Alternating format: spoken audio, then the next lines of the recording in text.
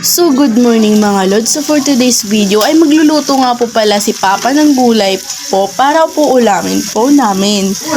So ayan nga po pala mga lods, ang pamamakasang gulay ni Papa na kahit simple lang ay sobrang sarap. Yan mga lods, kasi syempre si Papa yung pinaka the best na chef sa bahay namin. Syempre, malamang.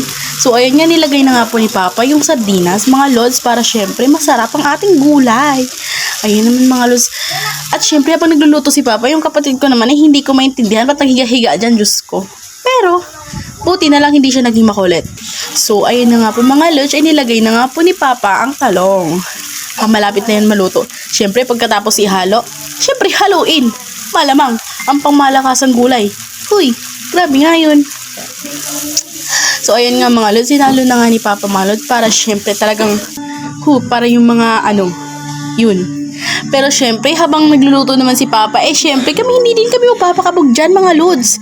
Syempre nagkakanta din kami ng kapatid ko kasi para mailabas ang aming talent.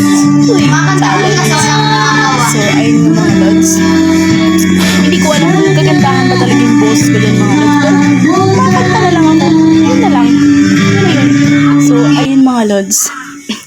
So syempre kinawawa ng bunso namin yung aso. Diyos ko talaga. So ayun na nga mga lods. The best na. Malapit na maluto.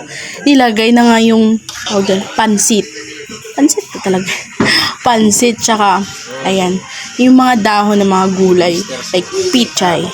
Tsaka syempre hindi mawawala yung oyster sauce na secret recipe. Uy! Ano daw? Uy! So, ayan nga mga lods. Syempre, malapit na yun. At nilagay ang magic sarap na magic sa pagluluto, mga lods. Check! Simpleng gulay pero wow! The best. Pag natikman mo, makakalimutan mo. At yun lang po mga lods. Maraming salamat nga po at magandang umaga din po sa inyo lahat. I love you!